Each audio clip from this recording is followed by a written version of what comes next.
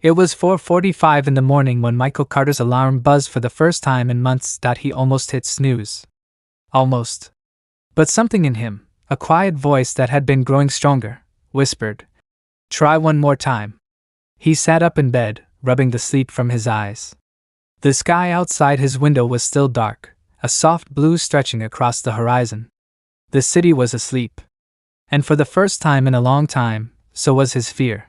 Michael had read the words of Napoleon Hill the night before. The starting point of all achievement is desire. That sentence burned in his mind. He realized he desired something more than success. He wanted control over his mind, his time, his life. So that morning, before the world woke, he decided to begin.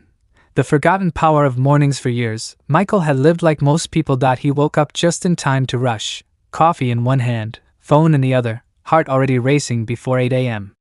His mornings weren't peaceful, they were panicked, and like Napoleon Hill once wrote, "You either control your mind or it controls you." Michael had been letting the world control his. He noticed how every day began with noise, news, notifications, other people's opinions. He never gave himself a chance to think, to breathe, to decide who he was going to be that day. But Hill's philosophy had planted a seed, that every great achievement begins with a clear, definite purpose, and purpose needs space to grow. That space, Michael learned, was hidden in the early morning hours. The hour of quiet power. That first morning, the silence felt strange.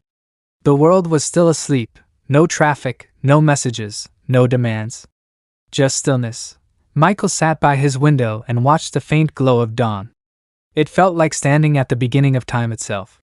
The air was cool, and the silence carried a kind of magic, the same kind that great thinkers, inventors, and dreamers had felt before him. He remembered reading how Thomas Edison would rise early to think, how Henry Ford walked alone before sunrise, and how Napoleon Hill himself said that every great success begins as a thought held firmly in a quiet mind. Michael realized that those early hours were sacred. Not because they made him busier, but because they made him aware. For the first time. He wasn't reacting to life, he was directing it. Guarding the first thoughts. When the first light touched the sky, Michael understood something powerful. The first thoughts that entered his mind weren't small, they were seeds. Every morning before that, he had let his thoughts run wild. I'm tired. I'm behind. I'll never catch up. And as Hill once said, whatever the mind can conceive and believe, it can achieve. But the reverse was also true. Whatever the mind fears and repeats, it also becomes. That morning, he made a promise to himself. No more negative thoughts before sunrise. He wrote in his notebook, "I am calm. I am capable. I am in control." At first, it felt strange, even silly. But he kept writing. Because Napoleon Hill taught that autosuggestion, the act of feeding your mind with positive, definite thoughts, is how faith is built. Michael began to see his mornings as mental training, the gym for his spirit. He wasn't chasing motivation anymore. He was building discipline. The discipline of dawn. Each day after that, Michael woke a few minutes earlier. He didn't scroll through his phone or rush to answer emails. Instead, he sat in stillness, letting his thoughts settle like calm water. He planned his day with intention. He breathed deeply. He moved his body. It wasn't about perfection, it was about preparation. Within a week, he noticed something had changed. He wasn't as anxious. He wasn't as reactive. He felt grounded. He understood now that the morning wasn't just a time of day, it was a state of mind. Those first quiet moments shaped how he thought, how he worked, how he treated others. Napoleon Hill wrote that one of the most common causes of failure is the habit of quitting when one is overtaken by temporary defeat. Michael realized he had been quitting on himself every morning, the moment he hit snooze. Now, he refused to surrender. The secret within the silence. One morning, as he sat in the early light, Michael felt something shift inside him. He wasn't chasing peace anymore. He was creating it. He understood what Hill meant when he said that discipline is the bridge between desire and success. The silence of morning wasn't empty. It was full of power. It taught him patience, focus, and control. When he rose early, he didn't feel behind anymore. He felt ahead. He was leading the day instead of being led by it. He wrote another line in his notebook. Rise before the world, and you rise above it. Those words became his creed. Every sunrise now reminded him that time is not something to chase, it's something to command. And when you command your mornings, you command your life. The turning point: by the end of that first month, Michael's friends began to notice that he looked calmer. He spoke slower. His energy was steady, focused. When they asked what changed, he smiled and said, "I stopped waking up tired and started waking up on purpose." They laughed, but he meant it. He had learned the secret of all self-mastery. The day belongs to the one who owns the morning. And that morning, standing by his window with the light of a new day on his face, he realized something profound. His life wasn't changing by chance anymore. It was changing by choice. Napoleon Hill's lesson for you. Hill's teachings were clear. Success begins with thought, and thought is clearest when the world is silent. When you rise before the world wakes, you give yourself that silence, that space where your mind becomes your servant, not your master. Each morning is a new beginning, each sunrise a new opportunity, and each first thought a seed that will grow into the life you live. So tomorrow, before the world wakes, rise, not because you have to, but because you choose to. To be continued. Part 2. The Mind Before Movement. How to shape your first thoughts for power and purpose. Would you like me to continue with Part 2, 1,000 words, in the same story plus Napoleon Hill inspired motivational style? Part 2. Guard the gate of your mind, inspired by Napoleon Hill's principle. You become what you think about most of the time. Hook. The morning that almost broke him. It was a Thursday when Michael woke with a heavy feeling in his chest. The sky outside was gray, the kind of morning that made everything feel slower, colder, smaller. He sat on the edge of his bed, elbows on his knees, and thought about the mistake he made at work the day before, a careless error that cost his team a big client. That single thought clung to him like a shadow. You failed. He almost gave into it. Almost. But then, his eyes fell on the small notebook sitting by his nightstand, the one that held his morning notes, his affirmations, his reminders of purpose. On the front cover, he had written in bold letters, "Guard the first thoughts. They decide the rest." He took a slow breath. And just like that, something shifted. The power of the first thought. Napoleon Hill once said, "Whatever the mind can conceive and believe, it can achieve." But he also warned that negative thoughts, left unguarded, can destroy belief before it ever has a chance to grow. Michael had learned this the hard way. For years, he woke up and instantly fed his mind with worry, bills, deadlines, old regrets. And every day that started with anxiety ended the same way, drained, distracted, and defeated. But ever since he started rising early, he'd discovered something extraordinary. The first few minutes after waking were like wet clay. Whatever he impressed upon his mind in that time, whether gratitude or fear, would harden into the shape of his day.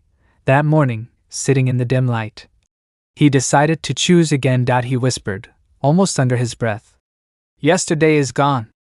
It cannot touch me unless I invite it back." A new beginning with every sunrise. Michael walked to the window and pulled back the curtain. The world was still half asleep. A pale gold light stretched across the rooftops. He felt that quiet reminder. Every sunrise is a second chance. A chance to live, to build, to grow. And it begins not with action, but with thought. So he stood there and gave thanks. Not a loud, forced kind of gratitude, but a calm, sincere one. He thanked life for breath, for time, for the simple gift of another beginning. And as he did, something amazing happened. The tension in his chest loosened. His breathing slowed. The fog that regret had created began to lift. He realized what Hill meant when he wrote, "Your only limitations are those you set up in your own mind." Gratitude wasn't just a feel-good exercise. It was mental armor. It was the act of claiming control over his perspective before the world could claim it for him. The quiet strength of gratitude. When Michael began to practice gratitude daily, the world around him didn't change. He did.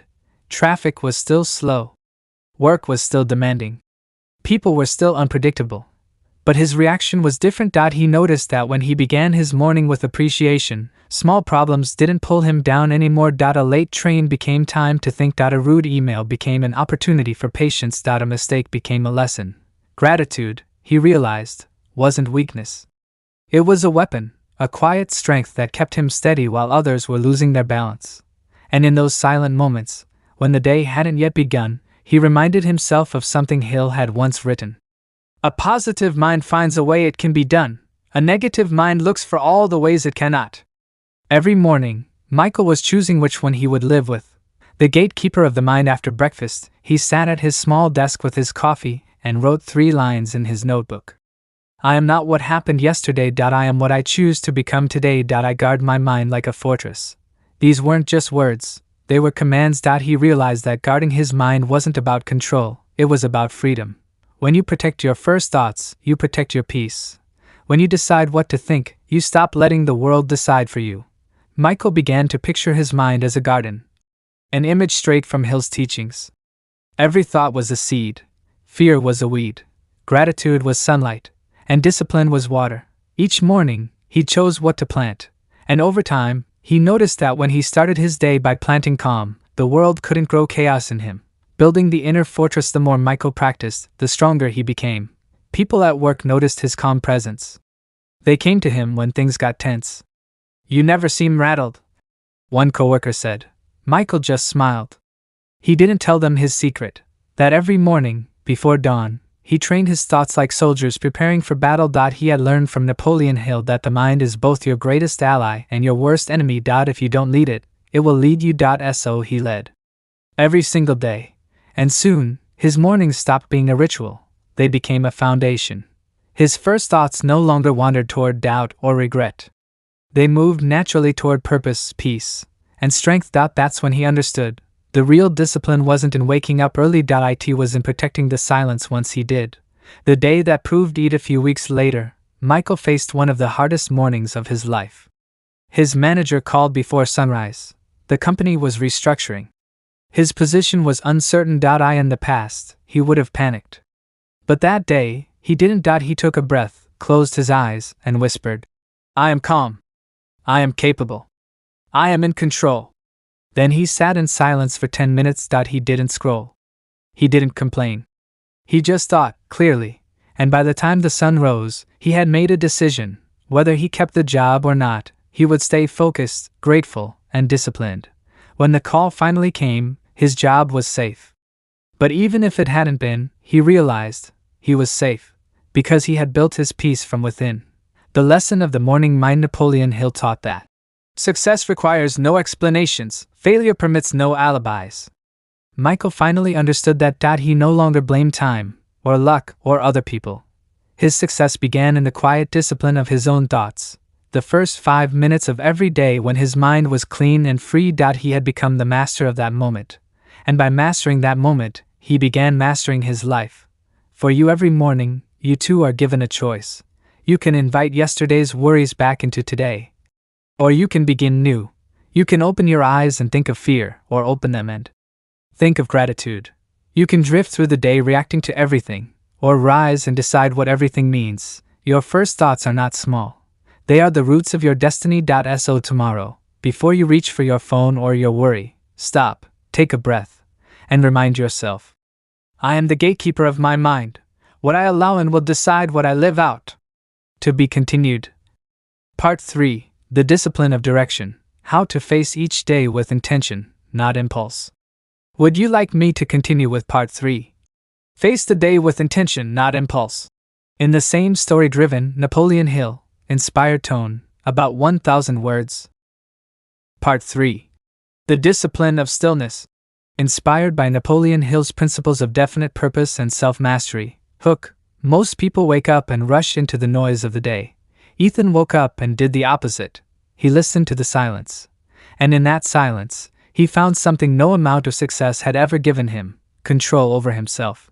The morning sun had just begun to rise above the hills when Ethan opened his eyes. For the first time in years, he didn't reach for his phone. He didn't check messages, didn't look at the clock, didn't think about the long list of tasks waiting for him. He simply sat up, placed his feet on the ground, and breathed. The air felt still, heavy with quiet. In that moment, Ethan realized how much of his life had been spent running toward goals, running from fear, running without direction. Most people live like that. His mentor's voice echoed in his mind. But those who master life move with intention, not speed. Ethan smiled. That was the lesson for the day. He walked into his small backyard and watched the sun rise. Every morning, he had promised himself to face something uncomfortable before the day began, something that demanded effort. Today, that meant a cold shower and a long run. The water stung his skin, sharp and shocking. His body tensed, but he didn't move away. Instead, he stood still and breathed deeply. The discomfort began to soften.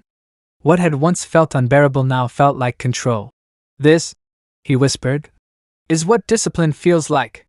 It wasn't about punishment, it was about proof. Proof that he could command his body and mind. Proof that comfort no longer owned him. As he ran through the quiet streets, his breath steady and rhythmic, he realized something powerful. The world outside hadn't changed, but his response to it had. He didn't chase motivation anymore. He created it through action. When he returned home, soaked in sweat, he made coffee and sat by the window. Across the street, he watched people hurrying into cars, already stressed, already lost in motion. He knew that feeling too well. For years, Ethan had thought success was found in the constant chase, in being everywhere, doing everything, saying yes to every opportunity. But that chase had burned him out, left him feeling empty and anxious. Now, he understood what his mentor meant when he said, "Calm is the true sign of strength." Napoleon Hill once wrote, "Self-discipline begins with the mastery of your thoughts. If you do not control your thoughts, you cannot control your needs or your destiny." That truth struck Ethan deeply. His thoughts had been his greatest enemy. But now, slowly, they were becoming his greatest weapon. Later that day, Ethan went to meet his mentor, Mr. Carter, at their usual spot, a quiet park overlooking the town. Carter was an older man, calm, slow to speak, but every word carried weight. "So," Carter said with a knowing smile, "you've begun to master stillness?" Ethan nodded. "I think I'm starting to understand it. It's not about doing nothing, it's about choosing everything carefully." Carter chuckled. "Exactly. Most people confuse activity with progress. They rush from one task to another, thinking they're winning the day, when in truth, the day owns them. You, Ethan, must learn to own your mornings before they own you." Ethan thought about that on the walk home. Owning the morning. What did that mean? It meant starting from within, not letting the world dictate how you feel, not letting distractions rule your focus, not letting fear drive your actions. It meant beginning each day with purpose. That evening, Ethan sat at his desk, journal open, and wrote 3 words at the top of the page: intention, effort, calm. Each word represented a new part of himself he was building. He wrote, "Today I learned that peace is not found when life gets easier, but when I get stronger. Effort sharpens the body. Stillness strengthens the mind. Together they form the foundation of discipline." As he finished writing, he felt something shift within him, a quiet pride, a certainty that he was changing in ways that no one could see, but he could feel. The next morning, the world woke up in its usual rush. But Ethan moved differently. He didn't hurry. He didn't panic. He walked through the day like a man who had already won a silent battle before the sun even rose. Every step he took, every word he spoke, came from intention. He wasn't reacting to life anymore. He was creating it, and in that calm readiness, the world no longer controlled him. Weeks passed. The early mornings became sacred. Some days were harder than others.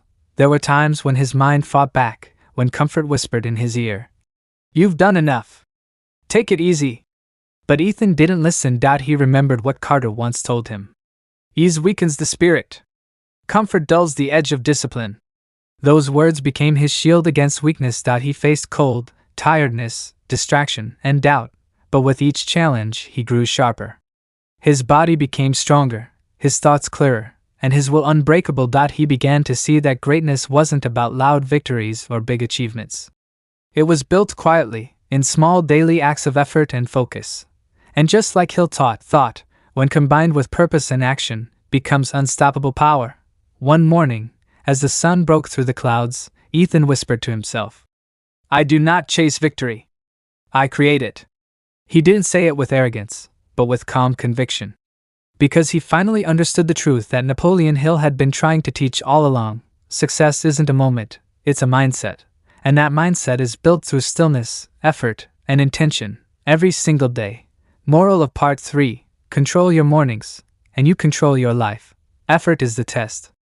Stillness is the strength. Together, they turn ordinary days into quiet triumphs. Would you like me to include a motivational quote graphic caption for this part, for video or post thumbnails, like the previous ones? It could read like, "Discipline begins where comfort ends." Napoleon Hill, or I can make 3 short quote lines to go with it. Part 4. The quiet fire within the morning air was sharp that day, the kind that wakes the skin before the mind is ready. Ethan pulled his coat tighter around him as he stood by the small lake behind his house. The surface was still, glassy, untouched by wind. He had come here every morning for the past 3 weeks, not to run, not to meditate, but simply to be alone with his thoughts. It was something his mentor, Mr. Harding, had told him to do. "Before you run into the day," Harding had said, "you must learn to walk into yourself." Ethan hadn't understood at first. He thought progress came from action, from doing, moving, building. But now, as the days passed, he began to realize there was a kind of strength in stillness, a quiet fire that didn't burn out when life became hard. That morning, standing by the lake, he remembered Harding's voice. "Discipline is not just about doing what's difficult. It's about commanding your mind before the world does." He closed his eyes and breathed in deeply. Ethan had always been the kind of man who rushed. He chased every goal with hunger, more work, more hours, more results. But the more he pushed, the more he felt something slipping away. His success was growing, but his peace was fading. That's when Harding had found him, burnout, frustrated, convinced that maybe he just wasn't made for calm. Harding had smiled and said, "You don't find calm, you build it. Like muscle. Like strength." And so began Ethan's strange new routine, the hour of stillness, followed by one act of deliberate effort each morning, something uncomfortable, something he didn't want to do. Some days it was a cold shower, other days it was a hard workout or making a difficult phone call he'd been avoiding. Each act was small, but each demanded something of him: focus, control, presence. At first, it felt pointless. "Why start the day with pain?" he had asked. Harding had chuckled. "Because comfort dulls the edge of your spirit. Every time you choose ease, you trade a piece of your strength for relief." Those words stayed with him. Ethan began to notice something. On the days he faced discomfort first, his mind stayed sharper. He didn't react to stress the same way. He began to walk through the day with quiet certainty, like a man who had already fought his first battle. And he realized that most people spend their mornings being pulled by the world, checking phones, rushing, reacting. But the strong do the opposite. They command their mornings so the day cannot command them. One morning, when the cold was especially biting, Ethan stood at the lake's edge again. The water shimmered, reflecting a dull gray sky. He knew what Harding would say if he were there. "Step into it." And so he did. The first touch of icy water shocked his system, stealing his breath. His mind screamed, "Get out!" But another voice whispered, "Stay." He stayed. 5 seconds. 10. A minute. The cold didn't fade, it intensified.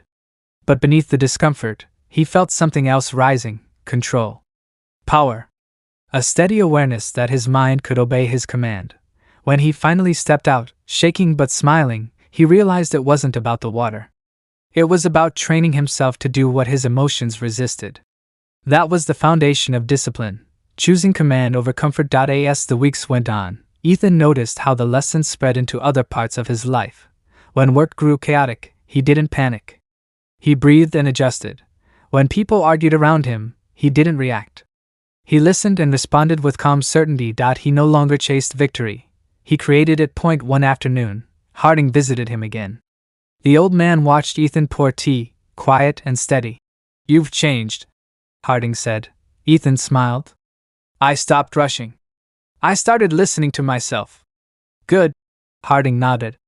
"Tell me, what do you hear now?" Ethan thought for a moment. "I hear clarity. And I hear peace." Harding leaned back and said softly, "That is the sound of mastery. Most men hear noise all day because they never learn silence." That night, Ethan sat by the fire, writing in his journal, a habit he'd once dismissed as pointless. But now, every word felt like a reflection of who he was becoming. He wrote, "Today, I faced the cold. I faced resistance. And I faced myself. Each time I choose effort, I become a little more in control. Discomfort doesn't scare me anymore, it strengthens me. The world no longer drags me.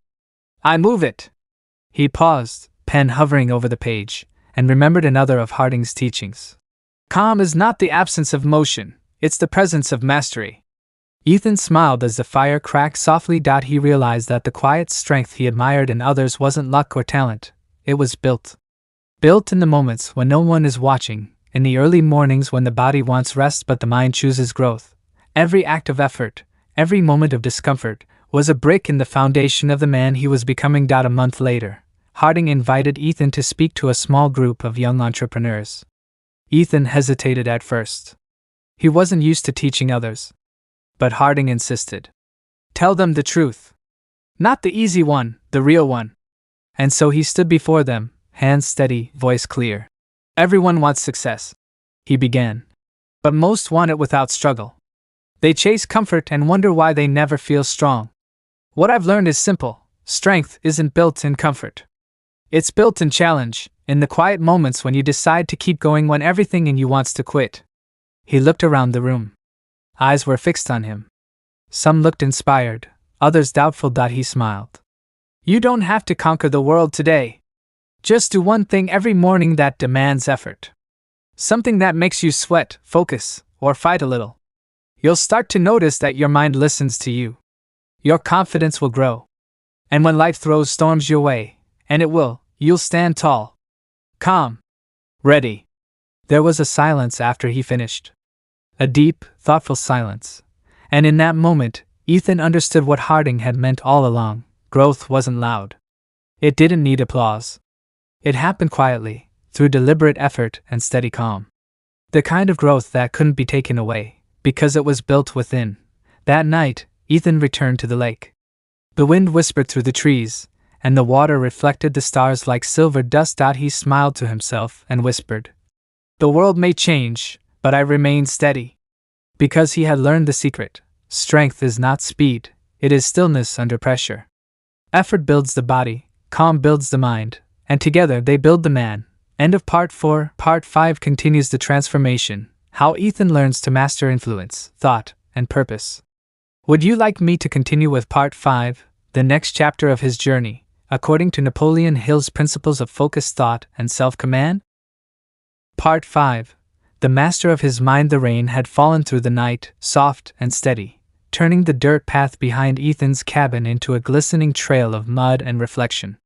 When dawn came, the sky opened in streaks of silver and gold. Ethan stood at the window, watching the light rise. For weeks now, his days had followed a rhythm of quiet effort and discipline. The early mornings, the cold water, the stillness, all of it had reshaped him. He was calmer, more focused, more alive. But something new had begun to stir inside him. A restlessness, not of body, but of mind. He realized that while he had learned to command his habits, he hadn't yet mastered his thoughts. His mind still wandered, still questioned, still doubted. Sometimes it whispered fears he thought he had outgrown. That morning, he met with his mentor again. Harding was sitting in his usual place by the old library window, the scent of coffee and oak filling the room. You look troubled, Harding said. Ethan nodded. I can control my actions now. But not always my thoughts. They still drift. I still catch myself doubting. Harding smiled knowingly. Then you've reached the hardest part. They sat in silence for a moment before Harding spoke again. Ethan, he said, most people think success begins with action. It doesn't. It begins with thought. Every success, every failure, every victory, every defeat, it all begins in the mind. The body only follows orders. He leaned forward, his eyes sharp. If your thoughts are unfocused, your results will be scattered. But when your thoughts are directed with purpose, your life follows with precision. Ethan listened intently. Harding continued. You must become the master of your mind, not its servant.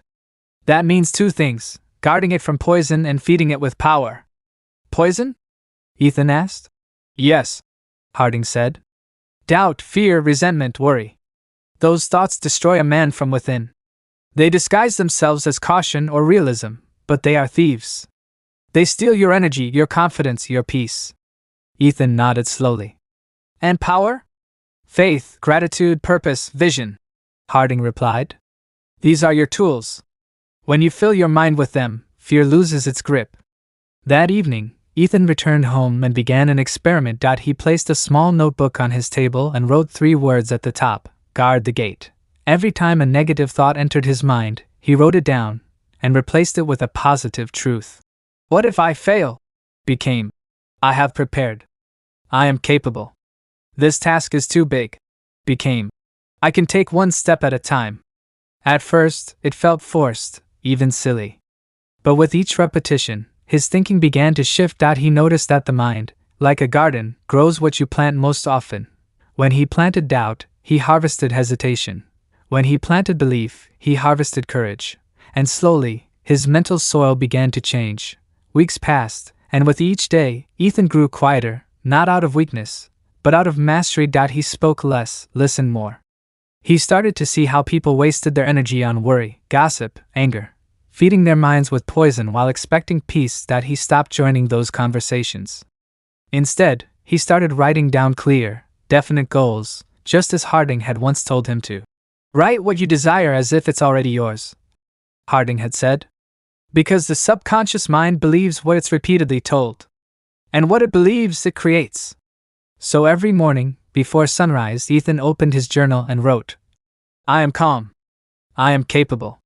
I am becoming the man who commands his destiny. He didn't just write it, he felt it. He saw it in his imagination, walking through his day with purpose and quiet strength. And day by day, his outer world began to reflect his inner command point. One morning, an opportunity came. A business partnership, a chance to expand his small consulting firm into something far greater. Old Ethan would have panicked, questioned, hesitated. But the new Ethan smiled. He no longer acted from fear. He acted from clarity. When he entered the meeting room, he didn't rush or overtalk. He sat in calm silence, listening. The others noticed. His stillness carried weight. When he finally spoke, his words were few but deliberate. He didn't try to impress. He spoke with conviction. And by the end of the meeting, they agreed, not because he convinced them with charm, but because his confidence had made them believe. That night, he wrote in his notebook, The world does not follow the loudest voice, it follows the calmest mind. A few days later, he visited Harding to share the news. Harding smiled. You've learned the law of mental control, he said. The same principle that built empires and shaped destinies. Napoleon Hill called it definiteness of purpose, the ability to focus your mind like a laser on one clear goal. He paused, then added, You've discovered that thought is power. But remember, Ethan, power without direction is chaos.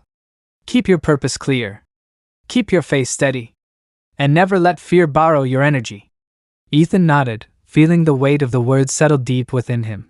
That night, as he sat by his fire once again, he reflected on how far he had come. He remembered the man who once rushed through his days, chasing approval, fearing failure, living by reaction. And he saw now the man he was becoming, steady, intentional, centered. He realized something profound. The mind, when undisciplined, is a storm. But when trained, it becomes the wind that drives your sails. He wrote one final line before closing his journal. The power to shape my world lies not in my hands, but in my thoughts. He leaned back and smiled. The fire's glow danced across the room, and for the first time in a long time, he felt no urgency to prove anything. He was no longer chasing life. He was directing it. As the clock ticked softly in the background, Harding's final words echoed in his memory. Master your mind, Ethan, and the world will follow your lead.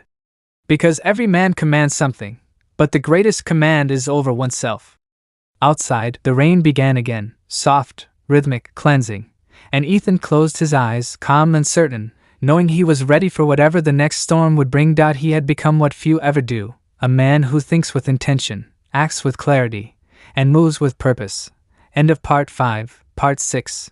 Final chapter. Ethan learns to align his purpose with service and legacy, turning mastery into meaning. Would you like me to continue with Part 6, final part, the completion of Ethan's transformation and his call to others, in Napoleon Hill style? Around 1,000 words? Part 6. The Legacy of Intention. The morning sun rose slow and golden, spilling through the trees like a promise. Ethan stood outside his cabin, breathing in the crisp air, his eyes calm and clear. He had walked a long road, through doubt, discipline, reflection, and quiet growth. He had conquered the chaos of his thoughts and learned to direct his days with purpose. But as he looked at the valley below, he felt a question stir in his heart. One that had no easy answer, now that he had found peace within himself. What was he supposed to do with it? That afternoon, he met Harding by the old stone bridge that crossed the river. The old mentor smiled as Ethan approached. "You've come far, my boy," he said. "But tell me, what do you seek now?" Ethan hesitated. "I've learned control, discipline, focus. I no longer drift. But I keep asking myself, what's it all for? What's the purpose of all this strength if it ends with me?" Harding nodded, pleased. "That question," he said softly, "marks the beginning of your final lesson." He turned toward the water, watching it flow.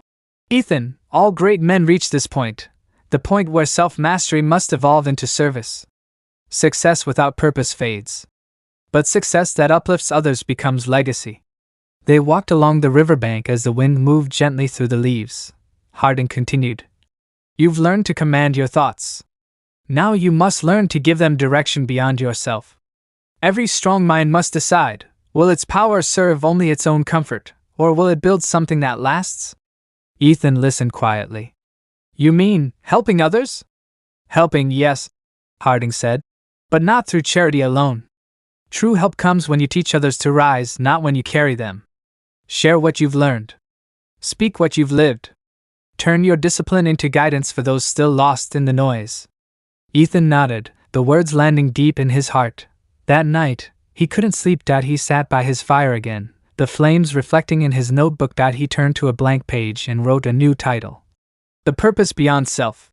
Underneath, he wrote, "The highest victory is not over the world, but over oneself. Yet the greatest honor is to use that victory to light the way for others." He closed the book and smiled. For the first time, his vision stretched beyond his own reflection. The next morning, Ethan began a new habit. Each dawn, before the sun rose fully, he wrote one short message of encouragement, a paragraph of truth, simple and direct, about discipline, gratitude, and clarity. Then he shared it, sometimes with a friend, sometimes with a stranger. It wasn't about being known.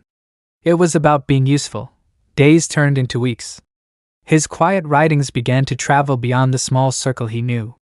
People started sharing them. His words reached towns he'd never visited, hands he'd never shaken. And as they spread, something remarkable happened. People began to change. A young man wrote to him. "Your words helped me stop running from my fears." A mother said, "I read your notes each morning before I start my day. They bring me peace." An old friend told him, "You've reminded me what really matters again." Ethan realized that the power of thought he had cultivated was no longer just his. It had become something larger. He wasn't chasing success anymore. He was planting strength in others. One evening, Harding visited him for the last time. The two men sat by the fire as they had years before. Harding smiled, his face weathered but full of pride. "You've done it, Ethan," he said. "You've learned that success begins within, but it finds meaning when it reaches outward. You've mastered your mind, and now you're using that mastery to awaken others. That is the final step in Napoleon Hill's philosophy, to turn thought into purpose and purpose into contribution." Ethan listened, his heart steady. Harding leaned closer and said one final lesson.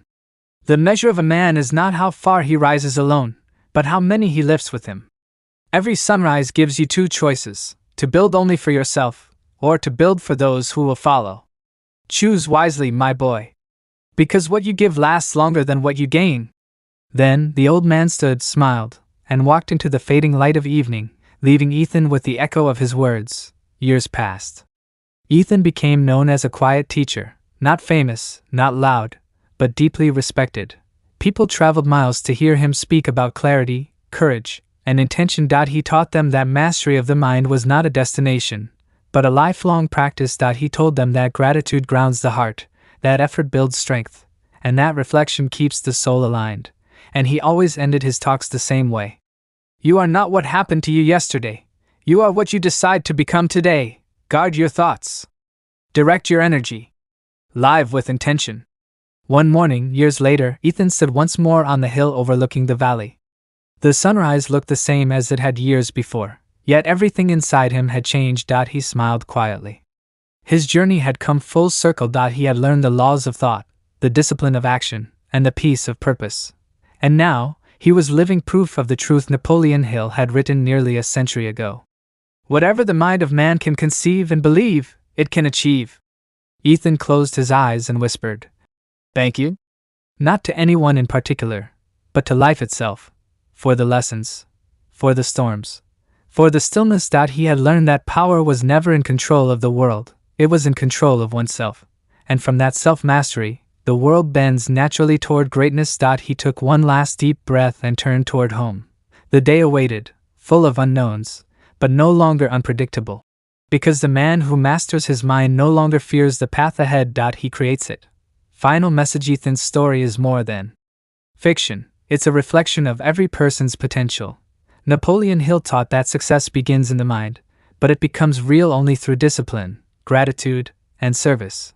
Every sunrise gives you the same choice Ethan faced: to drift through the day reacting, or to rise with purpose and create your life by design. So guard your mind, guide your thoughts, and never forget, peace is not something you find, it's something you build through practice, every single morning. Sunrise. If Ethan's journey inspired you, backhand index pointing right. Subscribe for more powerful life lessons. Speech balloon. Comment with what part of his story spoke to you most. Repeat button. Share this with someone who needs a quiet reminder that strength begins within. Because the more minds we awaken, the brighter the world becomes. And your story, like Ethan's, might just be the spark someone else is waiting for.